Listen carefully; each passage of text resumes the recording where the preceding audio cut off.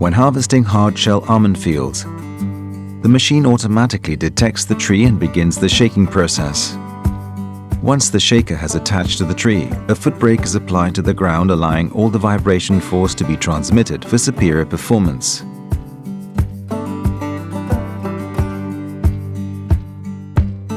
The shaken nuts fall into the main structure of the machine and are transported to the rear by 2 conveyor belts. These belts deposit the material into the pre-cleaning system. The specially designed pre-cleaning system separates the leaves, sticks, and other foreign material.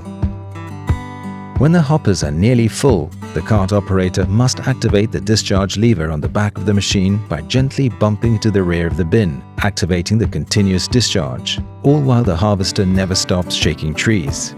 Tenías harvester has unmatched efficiency and harvesting capacity.